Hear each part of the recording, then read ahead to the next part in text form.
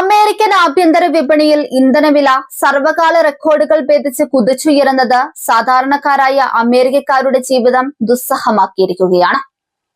ഇറാനുമായുള്ള സൈനിക സംഘർഷം മിഡിൽ ഈസ്റ്റിൽ കനക്കുന്ന പശ്ചാത്തലത്തിൽ ആഗോള എണ്ണ വിതരണ ശൃംഖലയിലുണ്ടായ തടസ്സങ്ങളാണ് ഈ വിലക്കയറ്റത്തിന് പ്രധാന കാരണമായി ചൂണ്ടിക്കാണിക്കപ്പെടുന്നത്.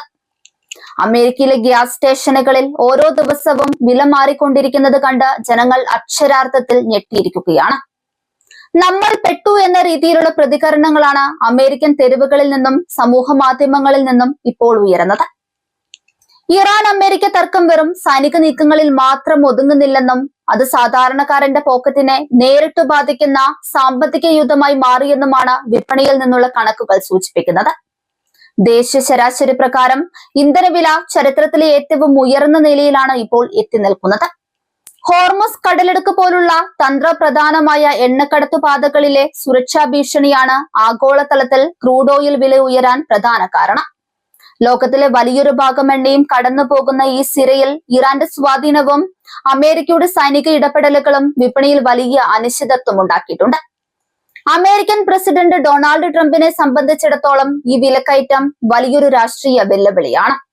തെരഞ്ഞെടുപ്പ് വാഗ്ദാനങ്ങളിൽ സാമ്പത്തിക ഭദ്രതയ്ക്ക് മുൻഗണന നൽകിയിരുന്ന ട്രംപ് ഭരണകൂടത്തിന് ഇന്ധനവില നിയന്ത്രിക്കാനാകാത്തത് വലിയ തിരിച്ചടിയായി മാറിയിട്ടുണ്ട്. വിതരണ ശൃംഖലയിലെ തടസ്സങ്ങൾ കേവലം ഇന്ധനവിലയിൽ മാത്രം ഒതുങ്ങുന്നില്ല. ചരക്ക് നീക്കത്തിനുള്ള ചെലവ് വർദ്ധിക്കുന്നതോടെ പച്ചക്കറികൾ, പലചരക്ക് സാധനങ്ങൾ എന്നിവയുടെ വിലയും കുതിച്ചുയരുകയാണ്. അമേരിക്കൻ സമ്പദ് വ്യവസ്ഥയുടെ നട്ടെല്ലായ ലോജിസ്റ്റിക് മേഖല ഇന്ധനവില വർധനവിനെ തുടർന്ന് കടുത്ത പ്രതിസന്ധിയിലാണ്.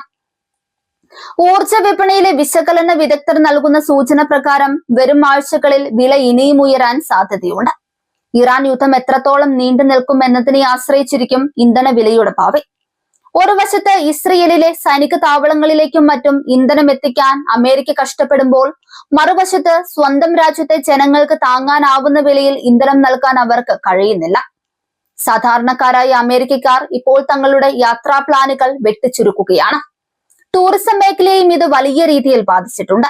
കാറുകളിൽ ഇന്ധനം നിറയ്ക്കാൻ പമ്പുകളിൽ എത്തുന്നവർ വലിയ ബില്ലുകൾ കണ്ട് അമ്പരക്കുന്ന ദൃശ്യങ്ങൾ മാധ്യമങ്ങൾ റിപ്പോർട്ട് ചെയ്യുന്നുണ്ട്.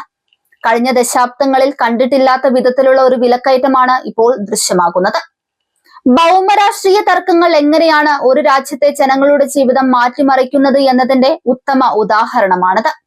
ഇറാൻ കടലിടുക്കുകൾ അടയ്ക്കുമെന്ന് ഭീഷണി മുഴക്കുമ്പോൾ തന്നെ വിപണി അതിനോട് പ്രതികരിച്ചു തുടങ്ങുന്നു.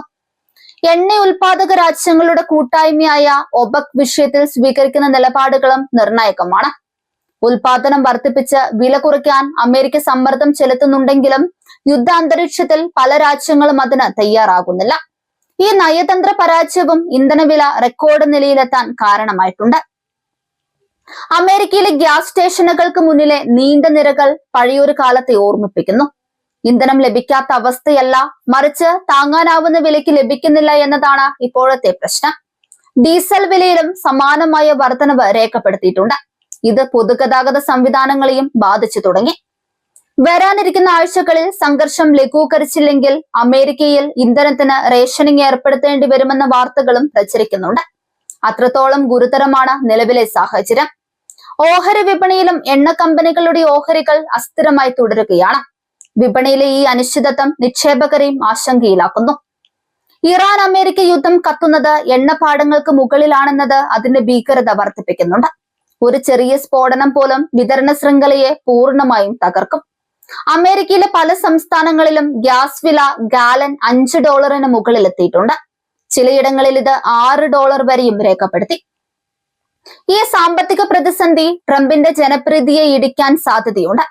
അമേരിക്ക ഫസ്റ്റ് എന്ന മുദ്രാവാക്യവുമായി അധികാരത്തിൽ വന്ന ട്രംപിന് അമേരിക്കൻ ജനതയുടെ ഏറ്റവും വലിയ ആവശ്യമായ കുറഞ്ഞ ഇന്ധനവില ഉറപ്പാക്കാൻ കഴിയാത്തത് വലിയ വീഴ്ചയായി കണക്കാക്കപ്പെടും. അമേരിക്കൻ ഇന്ധന വിപണിയിലെ ഈ തീയുണ്ടകൾ ഇറാന്റെ മിസൈലുകളേക്കാൾ വേഗത്തിൽ അമേരിക്കക്കാരെ തകർക്കുകയാണ്. റെക്കോർഡ് വിലക്കയറ്റം ഓരോ വീടിന്റെയും സമാധാനം കെടുത്തുന്നു. വിപണിയിലെ അസ്ഥിരതയും യുദ്ധത്തിന്റെ ഭീകരതയും ചേരുമ്പോൾ അമേരിക്ക ഒരു വലിയ സാമ്പത്തിക പരീക്ഷണ ഘട്ടത്തിലൂടെയാണ് കടന്നു പോകുന്നത്. ഓരോ തവണ ഗ്യാസ് സ്റ്റേഷനുകളിൽ എത്തുമ്പോഴും മാറുന്ന വിലകൾ അമേരിക്കൻ ജനതയുടെ നെഞ്ചിടിപ്പ് കൂട്ടുകയാണ്. വി ആർ കുക്ക്ഡ് എന്ന വാചകം ഒരു ട്രെൻഡായി മാറുന്നത് ജനങ്ങളുടെ നിസ്സഹായ അവസ്ഥയാണ് കാണിക്കുന്നത്. യുദ്ധം അതിർത്തികൾക്ക് പുറത്ത് നടക്കുമ്പോഴും അതിന്റെ ആഘാതം അമേരിക്കയിലെ ഓരോ വീടിനുള്ളിലും അനുഭവപ്പെട്ടു തുടങ്ങിയിരിക്കുന്നു. ഈ സാമ്പത്തിക ആഘാതത്തിൽ നിന്ന് അമേരിക്ക എപ്പോൾ മോചിതമാകുമെന്ന് ആർക്കും പ്രവചിക്കാനാവില്ല.